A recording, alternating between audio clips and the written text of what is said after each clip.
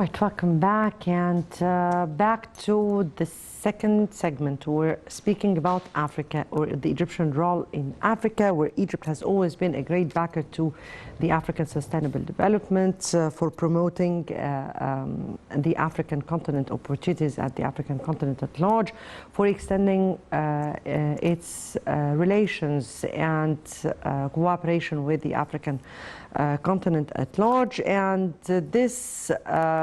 or in this context, we have seen Senegal's President Macky Sall saying that finding a radical solution for the crisis between Egypt, Sudan and Ethiopia will be on top of the African Union's priorities in 2022 when his countries assumed the presidency of the African Union.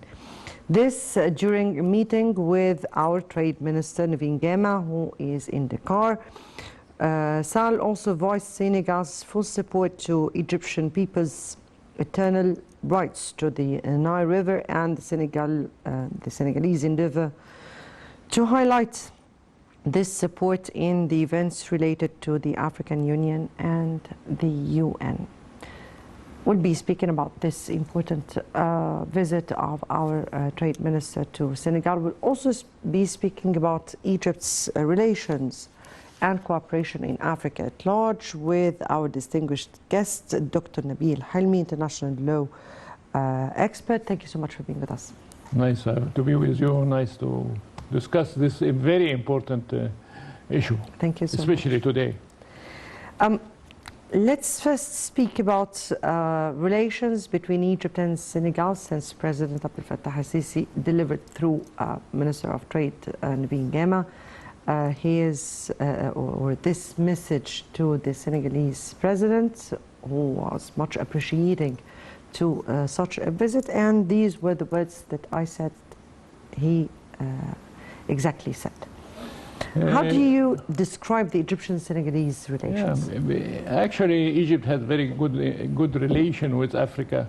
Egypt is between Africa and Europe, ups and down. Egypt is part of the Arab world. Egypt is a part of Africa, of course, and we had a long history with Africa, and we were going on to solve the problem of occupation, and we help Africa to get rid of the colonization about that. If you are talking about Senegal very, very special to Egypt, since President Senghor was the president of Senegal, and I don't know if you know that we have the University of Senghor in Alexandria, and we have a good relation with them. And of course, education and civilization, and it is useful for us, useful for Senegal also in this side of education and else, and whatever else we are talking about. Senegal and President Abdel Nasser, they were very good friends, and we worked because it was very educated Senegal and very promoted. That's why it was one of the main country in Africa, and we had a good relation with them in this. The visit of Mrs. Nabil, it came in a good time, and they are talking about everything like trade, exchanging, investment, all of this very important now for the economy. And to start the visit to Senegal, I think it was the right step in the relation between Egypt and Senegal, and Egypt and Africa in the same world. Right. We're speaking about Senegal in terms of, definitely Egypt has assumed the presidency of the African Union after years of freeze. And ever since that time, and even before, Egypt has been putting Africa as a priority file in its very important or priorities issues, pressing issues. We have seen Egypt also supporting the presidencies of the those countries who came after Egypt in presiding over the African Union. And that was very much obvious with South Africa, it was very much obvious with the, Congo. Now Senegal, and Senegal is taking the helm of the presidency of the African Union for next year.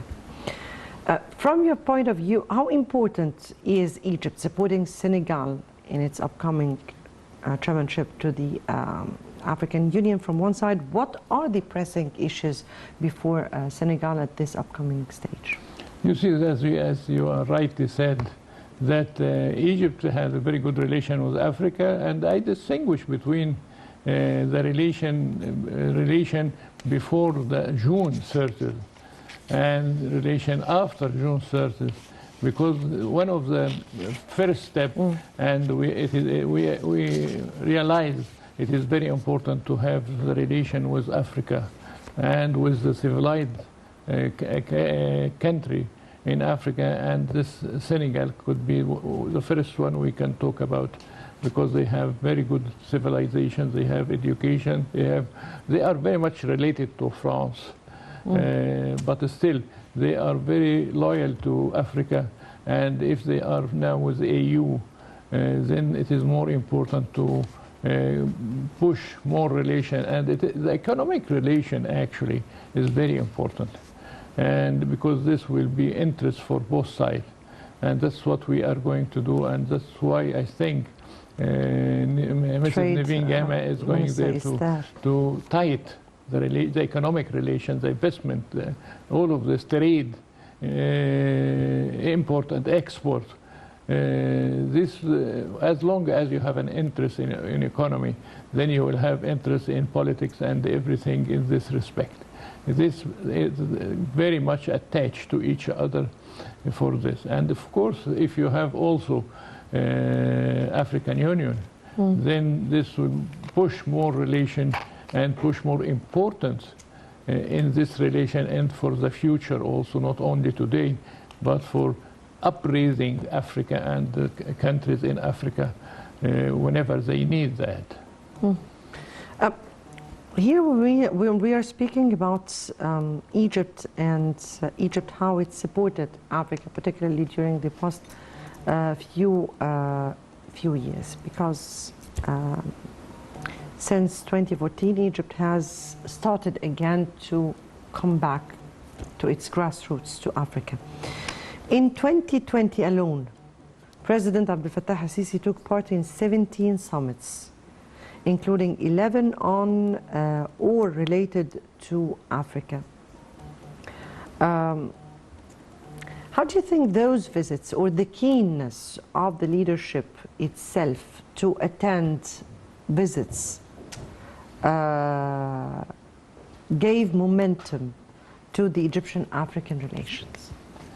Actually, if you see since June 30th also how many conferences, how many meetings for the content of Africa, this didn't happen for a long time before.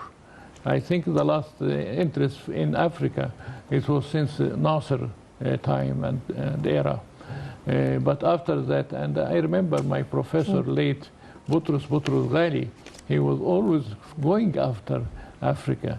He knew how important Africa to Egypt, and how important Egypt to Africa to be together and to support each other. It will be politically, it will be economically, and civilization, education. All of this will tie Africa together, and they need this, and the countries in Africa, they need this. Especially Egypt, as I said, it is a bridge between Africa and Europe, Africa and Asia also. And this is the corner geographic situation of Egypt. Put Egypt under responsibility to take care of all of these things. And you know also, if you talk about China, and they are going to make more projects in Africa, it will pass by Egypt, because it is in the corner of Africa up there. Everyone, of course, they cannot neglect the North Africa and the Middle, and also South Africa, of course. all of them, but they have to get together more. And how they get together more? To have interest together and take care of each other to protect our continent in this respect. Two important meetings or summits that took place that the President was very keen to attend. One with the United Kingdom, seeing opportunities of Africa with the UK, particularly after the Brexit. The other was in France, where it was for supporting Sudan. But before I go to the other important meeting of Sudan, let me first take this important UK-Africa summit and how important it was and how important was it to promote Africa, the promising land, the diverse opportunities that exist in Africa. How far did Egypt succeed in that? I think we shouldn't, or any country shouldn't lay on north or south. Or they have to be with their neighbors. And if they are neighbors, then they will feel each other. They will feel the thread.